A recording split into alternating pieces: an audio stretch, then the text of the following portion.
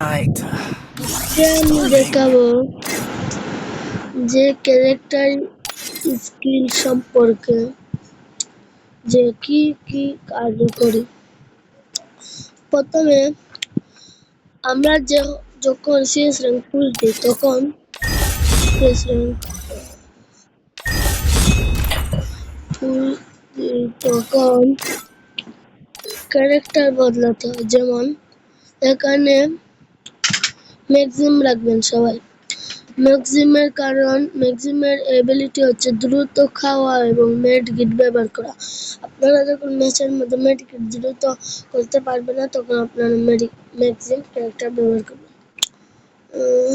Hayato Hayato ক্যারেক্টারের ability হচ্ছে কম E P আরও ও আমার পেক্টাস এবং এমজি হ্রাস প্রদান করে। মানে যখন আপনারা ম্যাচে এনিমি আপনাকে ড্যামেজ দেবে তখন আপনাদের এনিমি ড্যামেজটা খুব কম লাগবে শরীরে। 3 নম্বর লুনা।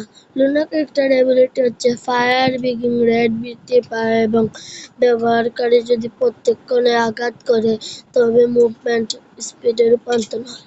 যখন আপনি এনিমিকে হামলা করবেন তখন আপনার যদি 20 ড্যামেজ লাগে তাহলে এটা 30 বা 35টা আরো গায়ে গিয়ে পড়বে।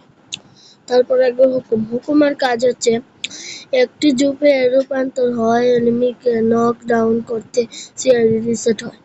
হুকুমের কাজ হচ্ছে আপনারা যদি একটা এনিমিকে ডাউন করেন তারপর আবার হুকুম আরেকটা এনিমিকে ডাউন করে তাহলে আপনারা এতে একটু লাভ হবে। এটাই হলো অ্যাবিলিটি।